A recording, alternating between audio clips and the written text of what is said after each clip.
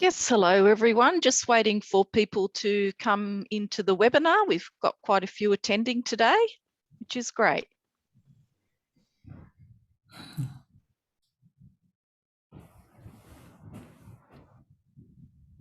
think we've got quite a good number by the sounds of it. Yes. Lovely. Hello everyone, and welcome to the fourth of our Coping with COVID webinars for seniors, a series of webinars which are an initiative of the Councils of the Northern Sydney region and the Resilience Centre in Epping. My name is Sandra Faster. I'm a Community Development Officer at the Northern Beaches Council. This morning, our presenter, Lyn Worsley, will give us lots of great tips on how we can use reframing strategies to help us reinterpret the meaning of a situation, event, or experience to help us cope during stressful times, such as the times we're finding ourselves in today with COVID. Lyn is an experienced registered clinical psychologist and also has a background as an experienced registered nurse, which from my point of view is always a great asset to have someone with a nursing background as well. She's also the director of the Resilience Centre in Epping and carries out therapy, training and research, and is the author of her own resilience model, the Resilience Donut. Lyn values working with all age groups, helping them to identify their strengths, to build their resilience so they can thrive in the face of adversity. Lyn will undoubtedly be a great resource for us today. If you think of a question you'd like to ask during the presentation, just click on the Q&A at the bottom of your Zoom screen and type your questions in the pop-up box.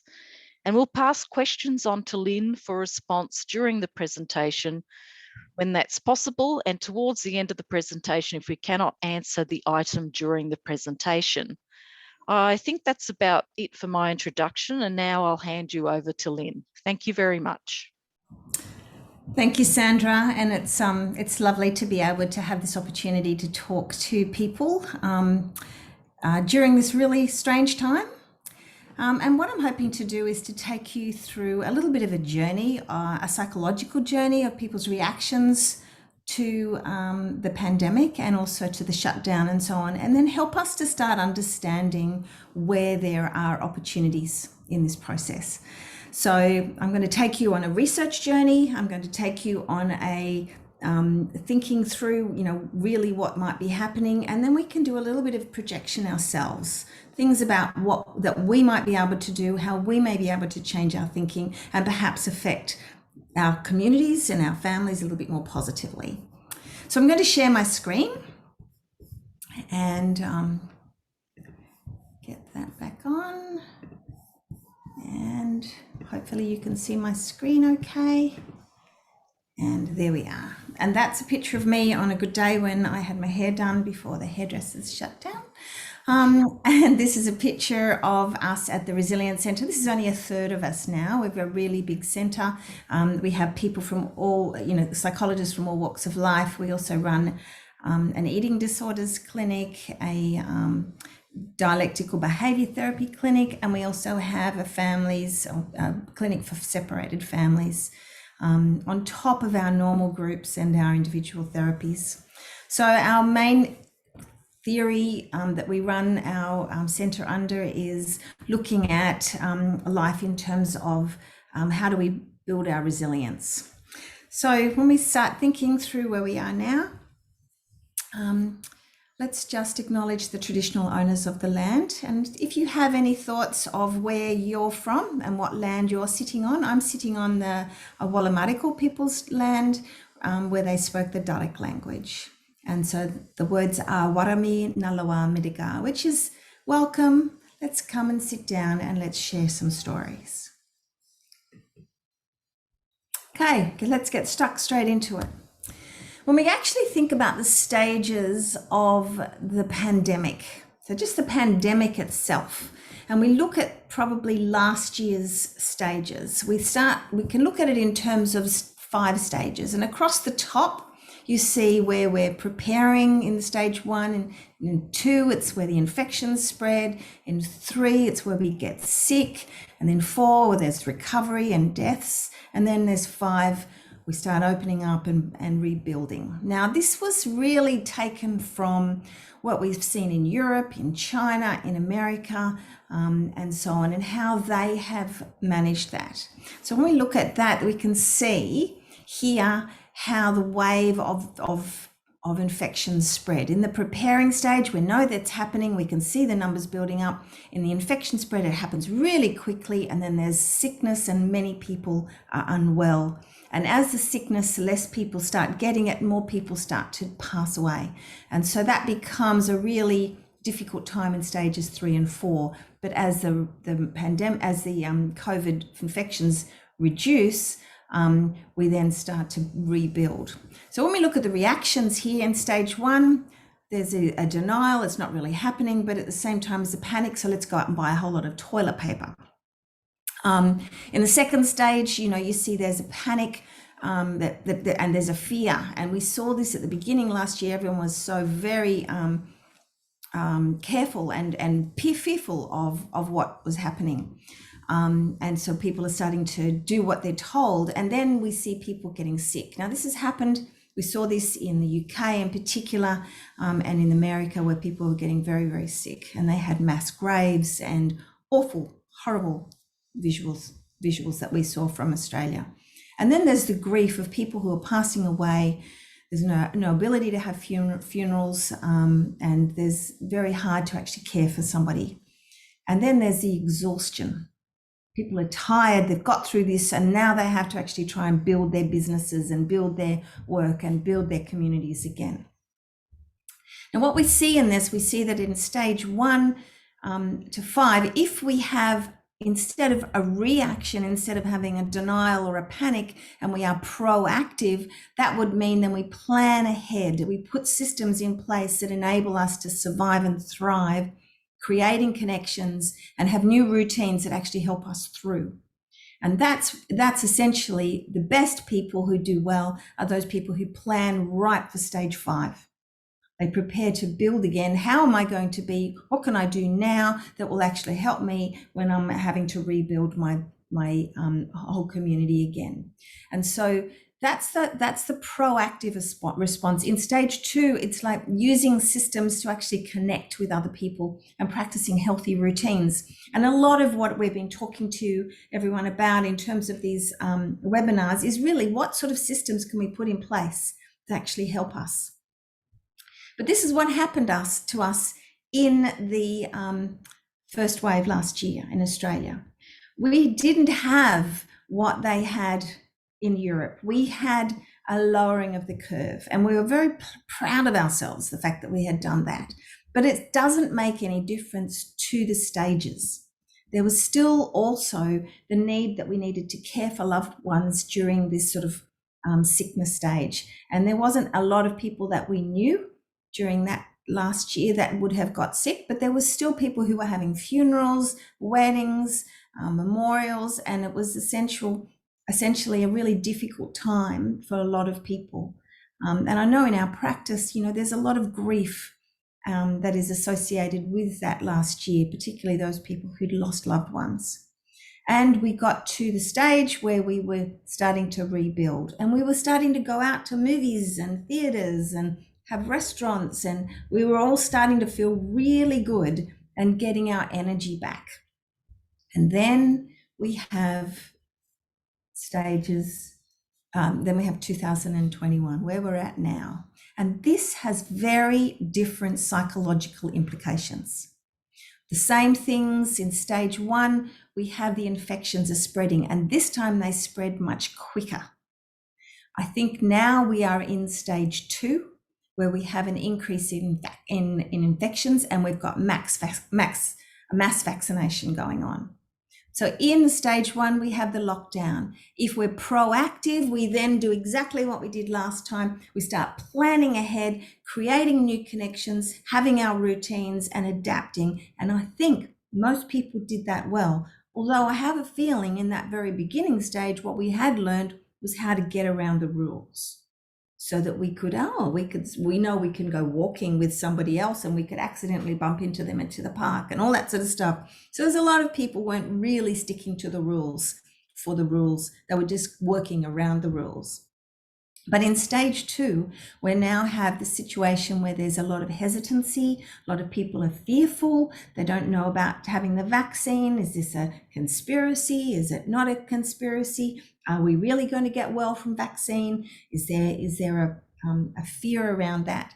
And what we need to be doing in proactive, if we're proactive rather than reactive, we need to use our systems that we've put in place to connect with others. We need to practice really healthy routines, and we need to get to a space where we're not blaming anyone, but we're all working together. Now, what we have ahead of us is what the government is telling us is going to be the lockdown is ended when we've got 70 or maybe 80% of people vaccinated. And this is going to mean that we have a mass increase in infection. So what we have now is like a little bit of a lull, an opportunity to prepare ourselves for a very, very big set of infections, because many people are not getting vaccinated and many people are vulnerable. And so what we will have then is a divided community if we're not careful, a divided community that will be judgmental, and that's not helpful. What we need is a proactive response. A proactive response where we care for the people who we love. We care for people who are in our neighborhood, regardless of their fear or the side of whether they're vaccinated or not. We need to have a situation where we reach out and connect, and we can also grieve together. So when we have that sense here, if we can do that, then we need to start thinking very creatively how we do this. What we will have is an increase in infections that will stay put for quite some time. And we've seen that in America, we've seen that in England, but we have more people recovering and less people dying over time. And so let's just hope that we are able to maintain a situation where people get ill but not dying from the illness. But here will be, if there's a reaction to that, will mostly be grief and confusion. If we have a proactive response to that, then we need to get ourselves prepared about how we are going to have memorials and weddings and funerals, and how we can respectfully care for people without the blame and shame that goes with a divided community. So here we have almost like the opposite of what's happening around us. And a proactive response is how do we respond in order to make it so that when we are in stage 5 and everyone's exhausted, our communities are able to be rebuilt again. And what would be lovely if we're able to treasure the connections that we've made, and we can see some of the opportunities that have come. One of the thoughts is that there is a barter system going on. And I've noticed this in my own neighborhood. We're sharing books, we're sharing meals. I've got little Anzac biscuits dropped on my doorstep. We're going through a kitchen renovation that's been completely halted due to the lockdown. And so I've been getting meals dropped in. And so I bought too many carrots the other day, so I've been dropping carrots back. So this barter system is a sharing and connecting way that people are able to do that without actually having to be in each other's places. So we have these opportunities occurring. So when we start thinking about what we've got ahead of us, we need to start thinking about how we can be resilient. And so when I think about resilience, my aspect of there are 3 aspects of resilience, and this is something I have studied for a very long time. And the 3 aspects of resilience is it's the development of competence. Over time, we go through things that make us develop new skills. Older people have more skills because they've had more experiences to develop the competence. So personal competence is something we develop over time, and it continues. But we do that at the same time as navigating with our available resources. So one researcher calls resilience as social navigation and negotiation. So basically the ability to be social. So personal competence comes with relationship skills and other skills that you can do at the same time as working with your resources. And the third one is to go through adversity. So we've got a situation where this is an awesome opportunity to build resilience. We can build our skills in our lockdown. We can also work with the solution, the social that we have around us in ways that help us to connect in different ways. We might be isolated, but who do we see recently that we haven't seen before that we've able to connect with and smile at and maybe send a wave here and there? How do we change the way that we're interacting with people because we're being more social, even though we're not allowed to be social? So there are multiple pathways to resilience, and because everyone has a different set of 3 strengths. So not everybody has the same level of personal competence. Not everyone has the same level of resources or the same available resources. And not everyone has been through adversity at this, at some higher adversity than others. But the people who seem to show greater resilience, they demonstrate an optimism that comes with how they speak to people, and they have a sense of hope around their relationships. And so let's have a little look and see how that comes out. We see that there are very different resilient responses. We know that we've had people who recover very quickly. You know, someone passes away who's close to them and then they're back to work in the next week. There are some people who don't have that level of recovery. And they do what you call a sustainability. So they're managing to look after someone who's chronically ill, or they have chronic stress, and they hold their own. They keep things going. It's like keeping ticking along, and that's sustaining their life despite the stress around them. Then we also have people who have an absolute growth in response to stress. So they see this like, oh, wow, I'm going to grow. What can I learn? Then there are others who just push back and go, no, I'm just going to stay the way it was. I'm going to deny that that's happening, and I'm going to resist it. And you think that that may be not a resilient response, but you'd be surprised. Those people don't seem to have the level of symptoms. So when we see that, you can see that there are all these trajectories when this is the stress symptoms, and this is over time. People who have got chronic stress, who hold that sustainability, they seem to have this stress for a long time at a rate that's quite high, and they gradually come down, but they stay stressed. The people who recover, they recover very quickly. But still, the people who are resistant, they lose their stress responses quite well. But these people here who are resilient, these are the people who have a sense of growth and optimism in association with their resilience. And what we're interested in is this one. We want to know how that works. So I'm just going to stop for a second if there's anybody who has got any questions. Any questions so far, or any comments? Linda, I think you might be able to. Thanks, Lyn. Nothing coming through at the moment. I think everybody's just mesmerised in what we're learning from you. We'll just give it a few seconds or so if anybody wants to pop anything into the chat. Okay. Either a question or a comment for Lyn. Thank you. I'll just keep going and you interrupt me if anyone has a question. All right. Okay, some research. I think everyone's all interested in research. What we had after the 9/11 tragedy, we had a really good study that came out of, I always call him the banana study, because it's Bonanno, who I'm sure he won't be very happy about me calling him banana, but anyway.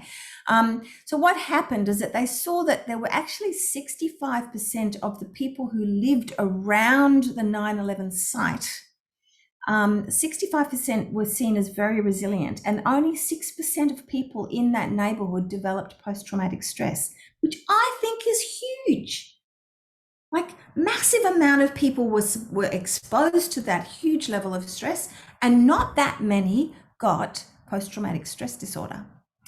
So what we saw is that the people who seemed to be close by, they had their cortisol. When we have stress, our cortisol levels go up really high, and that means that our bodies are ready to cope with infections or fight off bacteria, or fight our wounds get healed very quickly, which is why you have cortisone when you're not well. So cortisol levels are really high, and what happens is that when people recover quickly, their cortisol levels go down.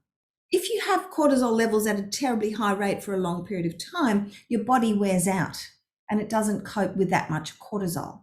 So what we need is actually to have it go up when we need it and then drop down quickly. And they measured all of these people's levels of cortisol, and they saw that the people in that district seemed to recover very quickly. Their cortisol levels came back down very quickly.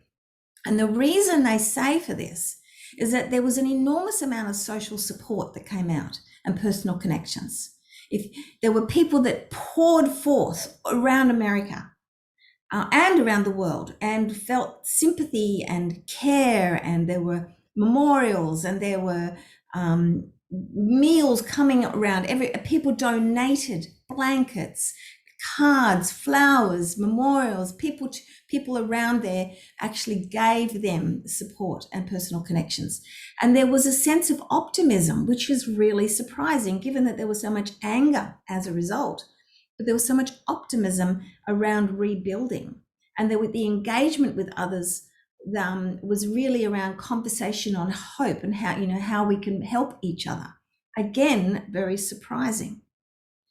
So what was interesting is that they compared it to Cyclone Katrina, where there was no social support and connections over about 4 days. There were people who were left and abandoned for a long time, and their post-traumatic stress is still evident today.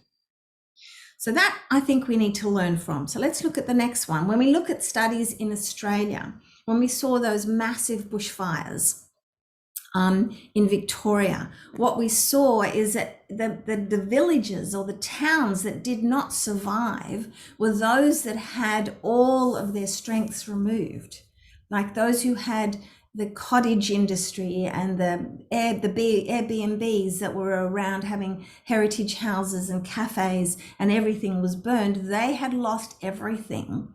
But those people who had or those towns that had the cricket pitch or the areas that were really communal, they seemed to bounce back. So there was a sense of wherever there was a communal or connection point, there was a village that got formed again. In Brisbane, I love this picture. In Brisbane, we have, when there was the Queensland Floods in 2011, what we noted there, that absolutely devastating, whole houses were floating away, and people lost everything. What happened there was this real sense of community. People pulled out and helped each other, and there was very, very little post-traumatic stress as a result of those floods. In Japan, after the tsunami, what we also saw was that those people whose whole streets or neighborhoods were bundled together, and they went to the houses or the big barns that they put up for people to live in for the time. If they were put together, they did well. But if they were separated from their neighborhoods, they didn't do so well. So again, we learned that if there is a sense of keeping people together, you'll start seeing them rebuild. And they actually found that they rebuilt their communities together and stayed put. Now, I noticed that there's a few questions in the chat. Is there anything, Belinda, that I need to respond to?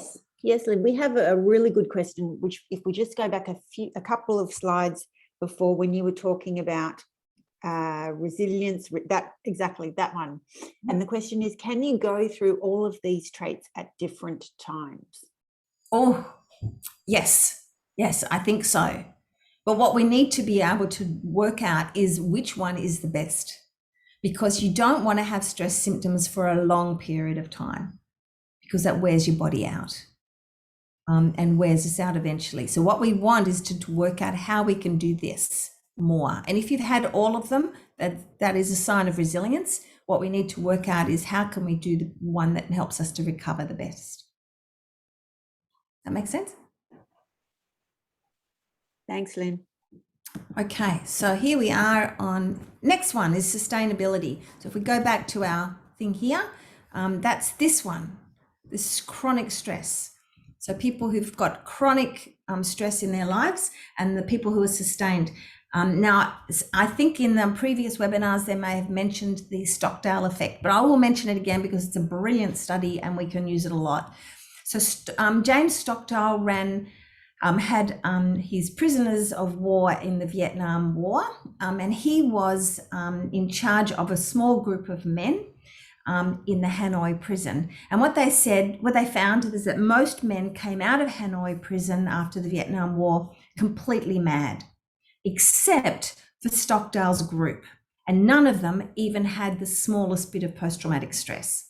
And so that just meant, wow, what did they do differently? And so when he actually sat down and talked about how they managed themselves, he said what they decided to do was that they were never, ever allowed to say, we'll be out by Christmas, or we'll be out by Easter, or we'll be out by fall, or we'll have Thanksgiving together and all that sort of stuff. We're never allowed to say that, which all the others were doing. They were saying, don't worry, we'll be out soon, and they'd sit quietly and wait.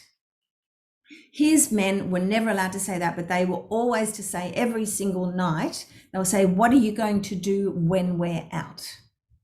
Which is a very different conversation. And because that conversation became more about developing something, they would then start thinking about, oh, so what sort of things you might need? Oh, so somebody wants to open a shop, and he said, oh, but I was terrible at maths, so I don't know how I'm going to do the accounts. And someone said, oh, I'm an accountant. Okay, well, next time let's get shackled together tonight, and I will go through some things for you, and you can learn some accounting principles. So they would start thinking about what they could do when they're out, they could do now to help them when they're out. So they developed these strategies to focus on how they could build for their future. And it helped them not to lose hope. The other thing that they did was that they faced the brutal facts. The brutal facts were that we're going to be put into solitary confinement. We're going to be starving. We're going to be shackled at night, and our calf muscles are going to be really sore, and we'll have trouble with our feet, and we could get drop foot. So what they decided to do was that they had these strategies to help them to move. So they moved their feet so that they even got calluses, and they got their calluses really hard around their feet. And once they got calluses, that was cool, because then they could move their feet in the shackles. What they also worked out was that when they go into solitary confinement, they were to actually start working out how they could communicate with people via tapping. So they practiced these things to actually help them to stay connected. They kept focusing on the future, but they faced the brutal facts and worked out what sort of things they needed to do to get through now to reach their future. Now, the reason I use this study is because the study is so helpful in looking at how we sustain lockdown, how we sustain getting through to people starting to open up the lockdown and many people getting sick, because that's a brutal fact that we have to face, and how we could, what sort of strategies we can put in place. Because if we're going to stay resilient for the long term, we need to learn some of these strategies like they did. The next one we talk about is resistance. Now, I talked about people who resist, those really annoying people who just always, stick a, just say, no, I'm not going to do it. I'm not going to do it. You try and change something. Churches go through this all the time when they change the music, and it's like, nope, give me the old songs. It's that sense of I'm not going to do anything new. And you've got people who were really, really stuck with resisting. Well, actually, we've found out that resistors are actually very resilient. And what we have found out is that in the process of resistance, there is a sort of like a denial of what's going on, but new systems get in place. And so they can actually continue their normal behavior even though the adversity is going on, and they don't have the level of stress because they're in that resistance. And that may actually help us at times. So when someone is sort of in denial, you think, oh, good on you. That might actually be helping you at the moment. I'm not going to deny the fact that you're in denial. I'm not going to try and push you out of that. I'm just going to wait. There will be systems put in place, and when you're ready, you'll be able to adjust to them. And some of the things that we talk about when somebody is in that sense of stress is like, how can you be in a place as if it's not changing? What would you be doing differently? Oh, well, I'd do this. Okay, so people who are resistant, they tend to just do things despite the fact that things are changing around them. I'm not going to tell you to go and do resistance, but it does have its merits. because this is where I think we need to go if we want to actually grow, become resilient, maintain our hope and optimism.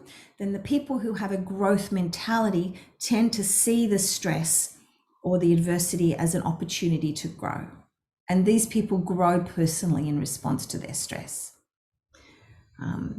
I worked with a lady one time who was had a terrible cancer, and she was in stage 4. And she said, you know, it's not necessarily about the cancer that I need to worry about. It's who I am in the process of this. And I've always thought, that is something that is really, really helpful. Is who are you in the process of this pandemic? Who are you becoming? And that becomes like, okay, I'm going to work on who I am. People who have that growth and resilience are more orientated towards growth. People who are in that place of, you know, they naturally have that growth response. They seem to deal with life difficulties much more maturely. They seem to balance themselves quicker. Viktor Frankl talked about this when he talked about people who seem to manage to survive longer during the Second World War in the prison camps. People who have a growth and resilience mindset seem to see as adversity as an opportunity and not a threat. And I love that little term, you know, how is this an opportunity and not a threat? I'm feeling nervous. What if it's an opportunity? What can I get from that? And that's a practice. It's not something that necessarily comes to our head straight away, but we're to practice that. And that practice then helps us to start going, okay, so maybe I can connect differently. Maybe I can really work on my bread recipe. Maybe I can, you know, so there's a sense of, I can do something. Lyn. Yes. We have a question that's actually quite related to that. Do you mind if I jump in and give it to you? Yes, please. So the question is, how do you build resilience when you begin a traumatic period when you are already burnt out before the pandemic began? And this particular person says, I'm still recovering from many years of being a 24/7 carer. The isolation now feels similar during the pandemic, but back then there was very little support, whereas there is support now. So the stress from the pandemic isn't anywhere near as high. Yes, I'm not recovering from the burnout. My brain still doesn't work well enough to return to work. That's, oh man, that's tough. However, I would be asking that person, what did you learn in order to sustain looking after somebody without the supports? And while you're burnt out and tired now, we can't change that. That's almost the brutal facts of the situation. But how have you grown and changed? Who are you as a result of all of that caring?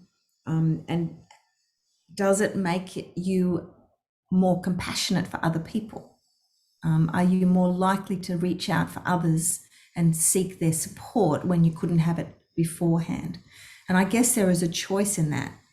You know, you could become bitter and angry, or you could become, I know what it feels like. I'm not going to let other people go through that, so maybe I can reach out. One of the other aspects of that is that people who reach out, while that seems like a lot of energy, people who reach out get better quicker. So if you want to recover quicker, reaching out for others and connecting with others is actually going to help you to recover. So maybe that reaching out onto Zoom, reaching out with the neighborhood, you know, dropping biscuits in just like our little neighborhood does. I'm getting fatter by the minutes, but anyway, I think all of us are. But reaching out, even though despite being tired, and even if there's one thing you can do each day to reach out and connect, that will make a difference for your own growth. I hope that helps. Thanks, Lyn. And we just have one more comment for a participant who says that she can see that what you're saying about resistance is going to help her with friends who are resisting. It helped me. I didn't get so cross with them anymore. And actually thought, okay, good on you. Okay, so really what we're interested in is this part. You know, how does that, you know, when you think about that trajectory, they're coming back really quickly. they're bouncing forward much quicker than these others here. And so if we can practice this sense of growth, opportunity in there, that will make a very big difference to how we manage the pandemic. We can be, you just have to listen to the media, and they really just they haven't got enough news, so they just want to go for it, hell for leather, in terms of telling everyone how bad everything is. But, what if there is an opportunity during this pandemic? What if the opportunity is right in front of us and we need to just grab it? So how do we implement recovery, sustainability, resistance, growth and resilience in our own circumstances, particularly when we're isolated, but we also have a lot to offer. As we get older, we have more experience, more wisdom, more insight, less reactive behaviors. So there's a sense that, there is so much to offer, but we're locked down. How do we do it?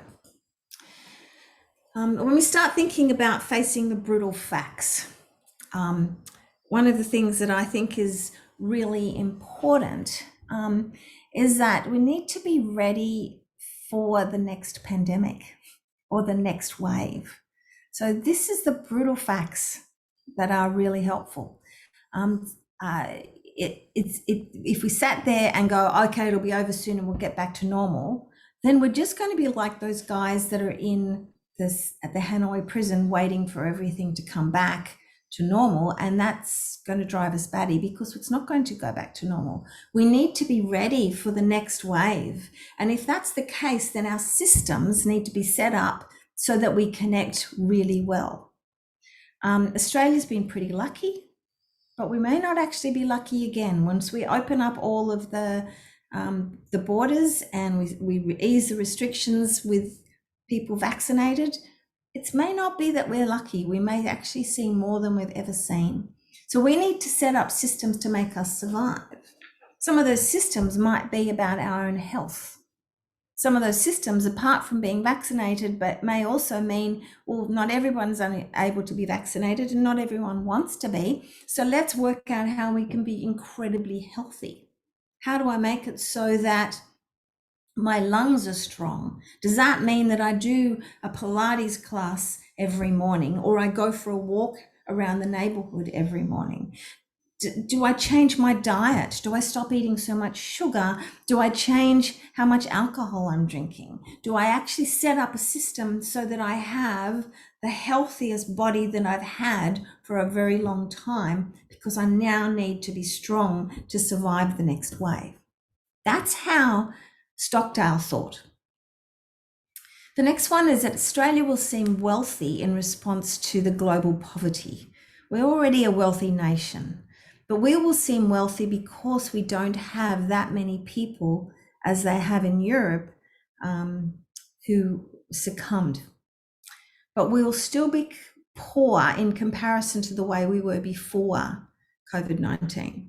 So what we need now is to see how we can take the opportunity to use what we have, to build what we have, to develop things that we have, and maybe not sort of think about how we're going to build our wealth, but maybe look at what we have now and make good use of that now.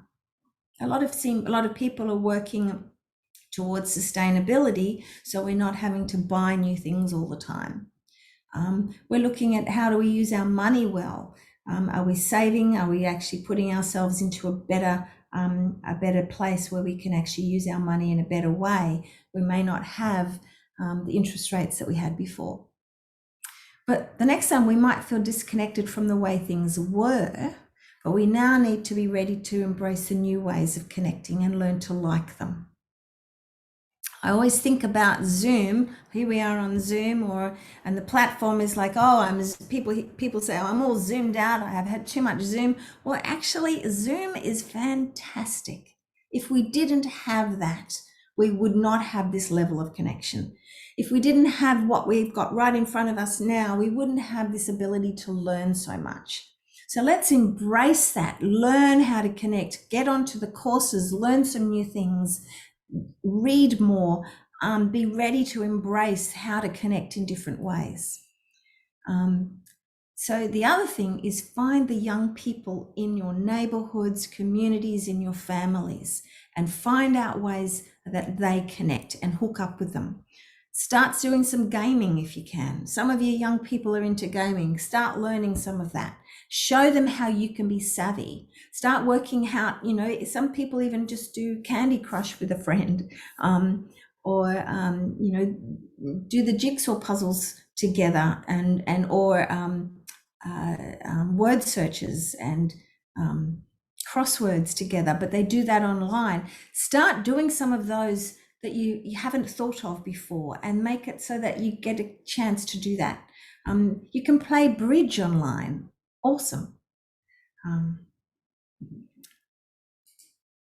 Now I think there's a few questions. Is that right, Belinda? No, there is. Okay. Yes, there is. I'll go into one and then I might leave one for a bit later. So we have a bit of a comment. I appreciate your emphasis on optimism and hope. This is often derived from information made available to us by the media. We live in an age of skepticism and fake news, so a lot depends on where people access their information from. People may rely on the mainstream news, example, Dr. Norman Swan, etc., or social media, or their community friends and family, or in the case of some NESB communities, from overseas. What lessons do you think we can learn from the way the media has handled the COVID pandemic, and how people have accessed information in a way which builds optimism and hope rather than spreading a culture of fear and division? What lessons can we learn? That was definitely our longest question so far in this series. Okay, the lessons that we can learn is we need to discern when someone is optimistic and someone is pessimistic. When you hear the media catastrophizing using emotive language versus factual language, then we need to be alerted. When it's emotive and catastrophizing, then you know, we should just switch off.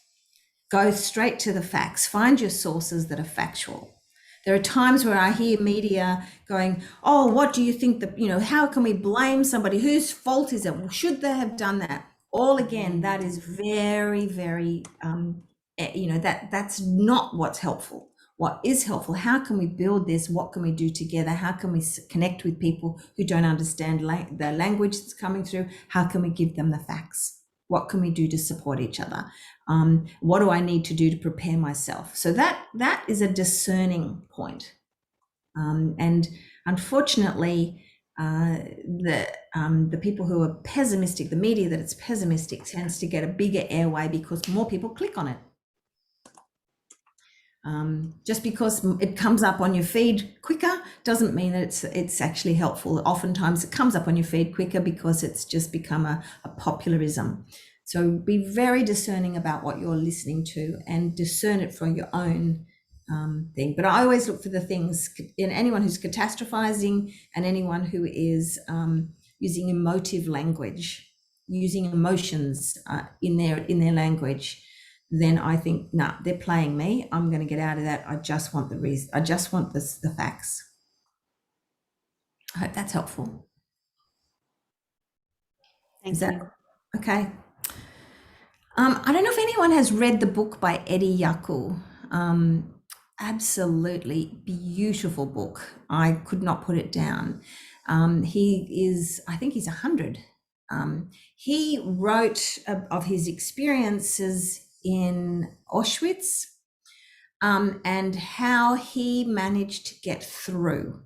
And what is continually there is his optimism, his sense that he gets on a train with all of these people. He counts the people on his carriage. He works out that there is 150 people and they've got this small water container. He's already done a quick calculation on how much water that they will need. He does not know how far they're going to go, but he has estimated that's a certain amount of days. So he's worked out how much water each person will need for that whole time. You know, straight away, he's like, oh, okay, face the brutal facts. We're going to actually work out how we're going to get this water around. So he sets up a ticket system and he fashions a little cup out of something. And a ticket system is that everyone gets a ticket and they can have this small amount of water per day, but no more. And if they lose their ticket or steal their ticket from somebody and they have 2 tickets, then basically they will lose their opportunity. So everyone's stuck to it. And when they hand their ticket in, then they get given a hand ticket at the beginning of the day. Now, really, really helpful. What happened was that everybody got off the train and they were all alive. Other carriages, a lot of people died on their journey there. Mind you, they get there, it's not that great, but you know, that's one of the examples.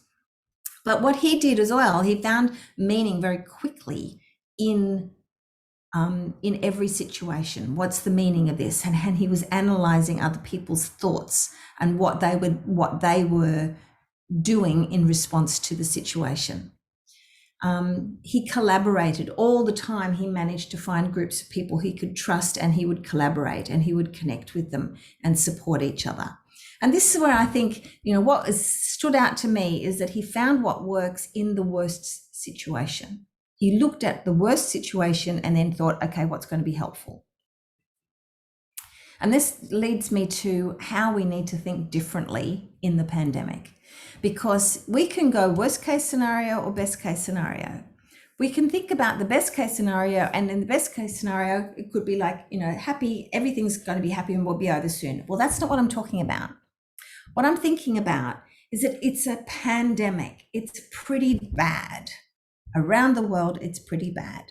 But the best case scenario thinking is useful, because in this terrible situation, what is the best thing that can come out of it? So it's not denying the fact that it's there, but we don't need to catastrophize it, which is the worst case scenario. We'll talk about how bad it's going to be and all of these terrible things. But in this terrible situation, what's the best thing that can come out of it? Also, what if this terrible situation created a pathway to something better? How can I make good use for now of the now for a better future? Now that's a massive question. If a terrible situation created a pathway to something better, how can I make good use of now for a better future? You know, and I'm not just talking about cleaning out your cupboards and getting all your taxes in order. I'm talking about if this situation in society created a pathway for something better, what would that be? Would it be connections? Would it be how people learn? Would it be that this generation of children coming through are so much more autonomous and are able to learn on their own than the previous generation that needed to be spoon-fed? Is it possible that our children learn compassion despite the fact that they've been on their own because they've had more one-on-one conversations with friends? Is it possible that instead of being so busy, that the children have actually slowed down and have a much deeper relationship with their families? So how can you jump onto that bandwagon? You might be separated from your grandchildren, but how can you make good use of now so that you're not so separated? I have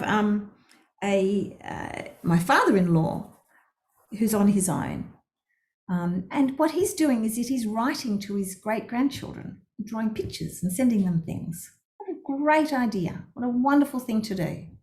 Which means that they get these parcels and they open them up and then they write letters back to him, and they've got the stamps. He sends stamps because he knows that no one has stamps in their household anymore. So there's this sense of like, how can you make good use of now for a better future? If the better future is that we're going to be connected more and closer to our families, then I want to be part of that. And how am I going to do that? Well, I'm going to find anything that I possibly could do to make it so that it's the best case scenario. And I like the question, what would I do with this situation if I thought the situation was helpful? What would I do differently?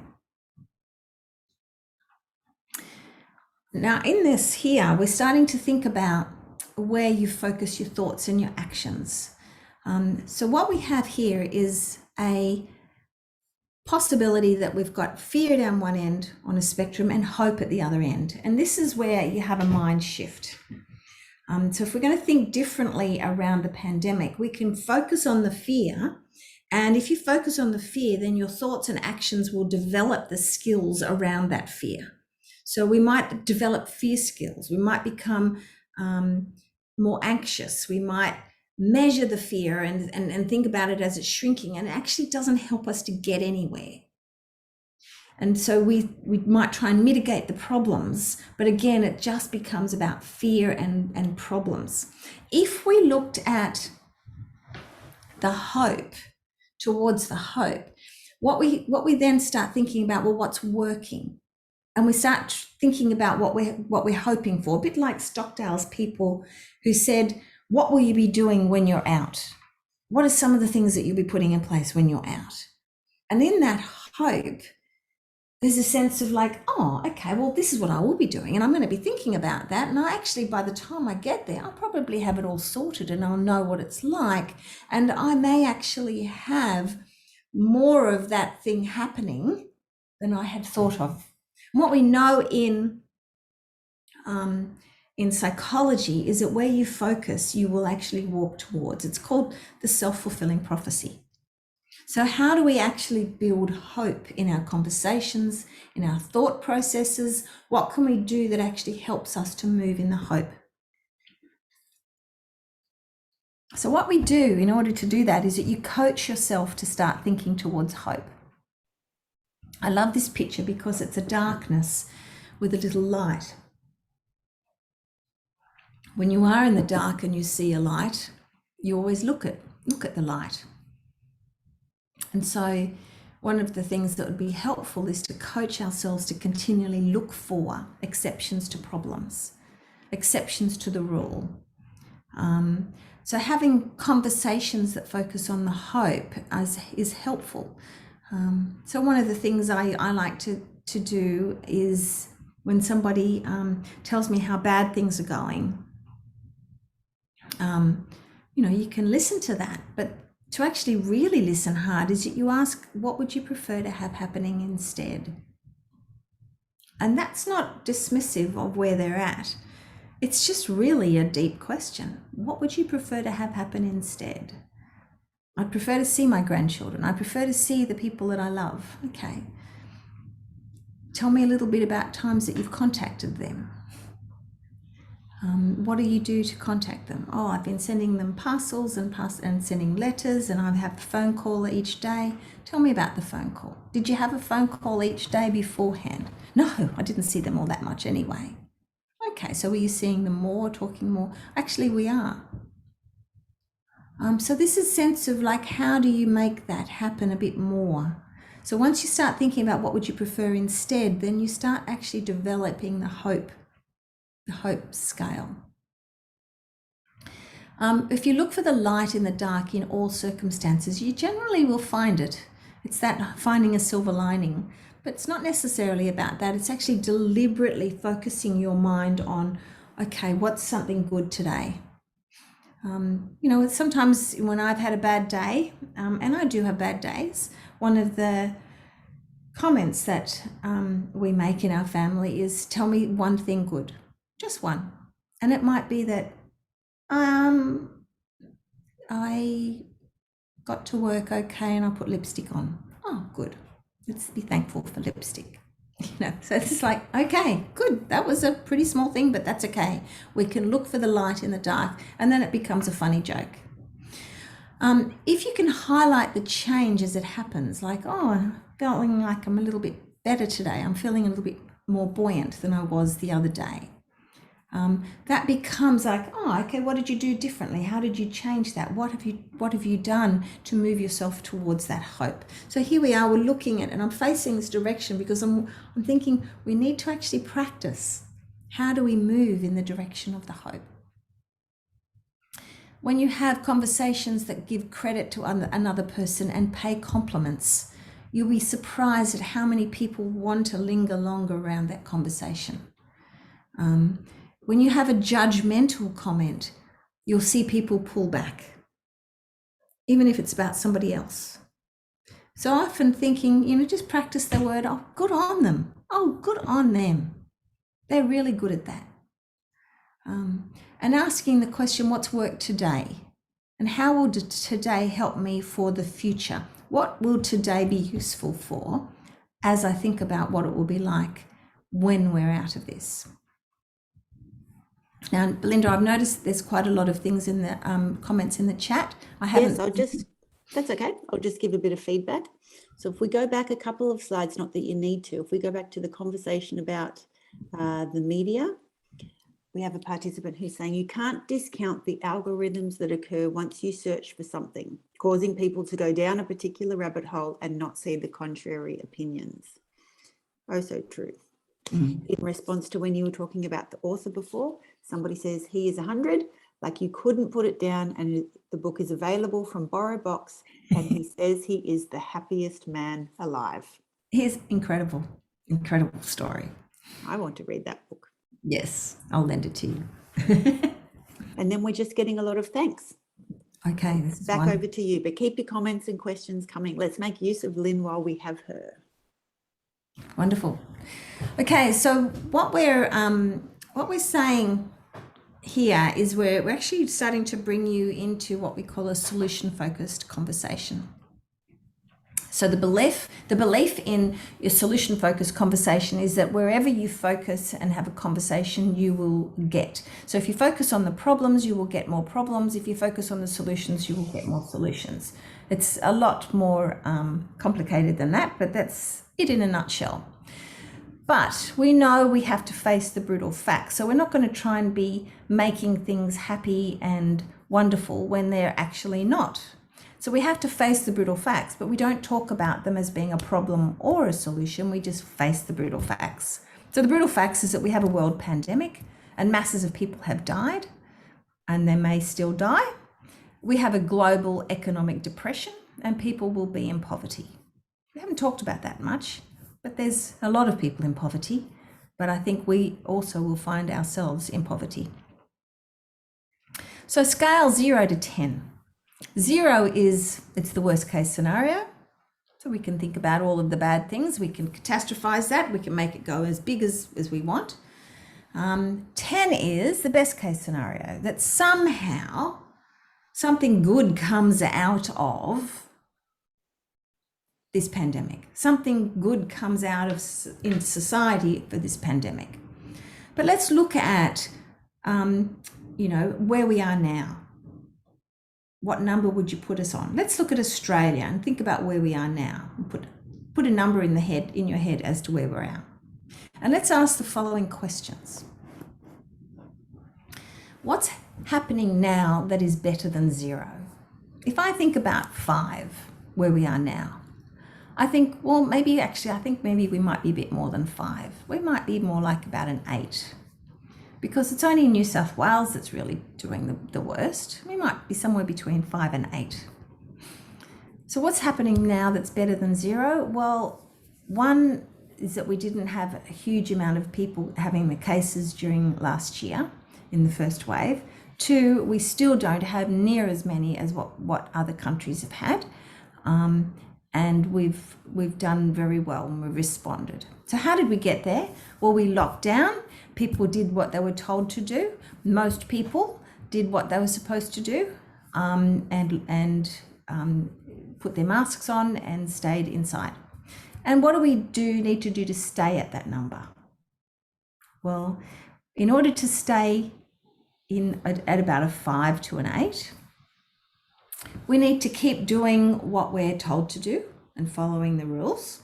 We also need to make good use of the time that we're there so that we don't get so tired that we just come out anyway and wreck everything. We need to also stay healthy and strong. And what is it about Australia that's helped us to get there? What is our strengths?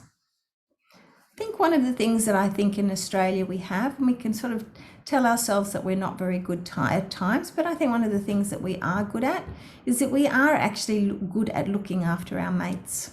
We're good at looking after each other. And one of the things about Australians is that we are such a diverse set of cultures that we're a little bit more accepting of our diversity. So that's like reaching out to others in way of caring that I think we are good at. Maybe that's our strengths. What would we need to do to go one step higher on the scale? And I think about that. I think, What I think I might need to do for myself is to reach out to more people. Maybe I might start a little book exchange on my corner of my house, or well, maybe I could just do some things nice and maybe bake a cake for the lady up the road who's a little bit by herself, and perhaps send her a note. How will we know when we're moving in the right direction? Well, moving in the right direction, I think we'll be hearing less of the catastrophizing and more of what's working. We'll be hearing more of people saying thank you for helping us and for caring for us, rather than blaming our politicians for everything. We'll be thinking about the people that we have saved. We'll be caring for our Aboriginal people. What will help us to get there? I think reaching out, caring for others, being compassionate. Who will be good to partner with and help us along the way? I think New Zealand's always a very helpful place to partner with. Other countries who have compassion and care, who think of looking out for the lowest common denominator. That's what Australians do.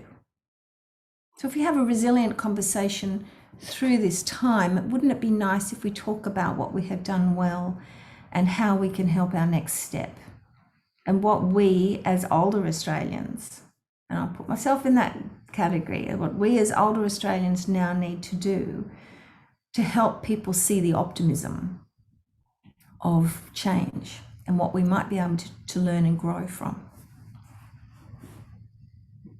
And that's the end of my slides. So if there is any comments, I am more than happy to address those in the last few minutes. Thank you, Lyn. We're just getting some lovely feedback that you're an excellent speaker and this is an amazing presentation. Agree. Thank you. So if anybody would like to put any questions or comments in the chat, we're happy to just wait for a couple of seconds.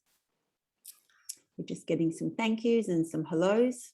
There's always people on here that know Lyn, so she gets some hellos. Oh, you'll have to write their names down for me, Belinda. I will do. We're getting thank yous again, and that it is a very interesting presentation. I think it's so comprehensive, Lyn, you leave people questionless because you cover everything. More thank yous and feedback that it is excellent, informative. Wonderful. Lots of hearts. You've got some flowers, Lyn. And then I thoroughly enjoyed the presentation. I enjoyed seeing the bigger picture and the direction we can move towards. This is so good. Yeah. Thank you for the vision of hope. Wonderful. Thank you. I've learned a lot.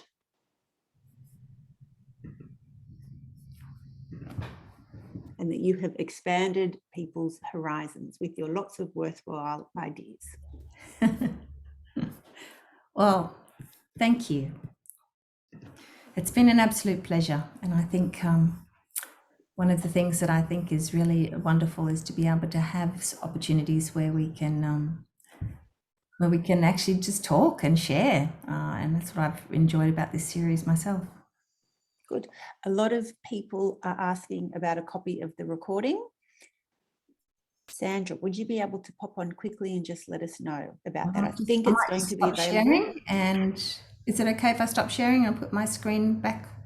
Yes, please. And Lyn, just the name of the author again. Oh, the name of the author who was in the concentration camp. Eddie Jaku. Can you spell that, Lyn, again? Jaku. And the book is called The Happiest Man on Earth. So Eddie Jaku, Jaku. And the book is called The Happiest Man on Earth. I'm writing it in the chat for everyone too. Won't be a sec. Lovely. I think I want to get a copy of that too. Yeah.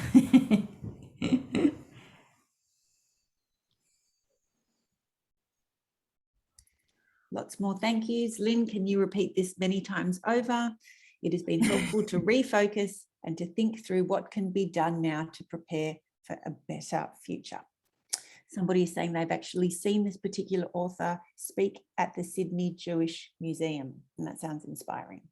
Wow. Somebody else has had the pleasure of meeting him. Wow. Wow. That would be wonderful. That would be wonderful.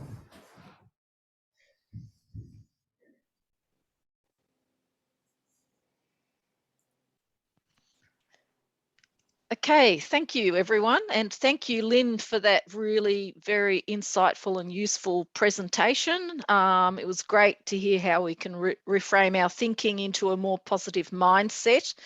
Very useful, very optimistic, very hopeful, and all great to see it all underpinned by rigorous research on how people have come through other really bad circumstances and disasters. So all underpinned by research on resilience. People have asked how they can get a copy of the recordings. There's actually 4 of them, and there'll be this one as well. It was a series of 4 webinars. Our council will have them on our website, and I'll endeavour to, I'm from Northern Beaches Council, I'll endeavour to email them out as well. I believe all the other councils from the Northern Sydney area will have them on their website as well, and we'll be sending out a copy as well. It's really helpful to have this kind of information shared, and the webinars have been fantastic. This one has been one of the final ones, and it's been great to end on that really kind of hopeful note at the moment when we're starting to see a little bit of freedoms coming back, hopefully. And I'd also like to thank Belinda Luca from the Resilience Centre, as well as Lyn, who's our presenter today. And Belinda was facilitating today with the questions back to the audience, and also Madeline Yan from Hornsby Council for the behind the scenes technical assistance, and Robin from Ku-ring-gai Council, Robin Hall, whose initiative this was to engage the Resilience Centre. I think that's it from me, but I thank you all for your time today, and it's been a very worthwhile experience being involved with these webinars. Thank you very much. Thank you. Thank you, Sandra.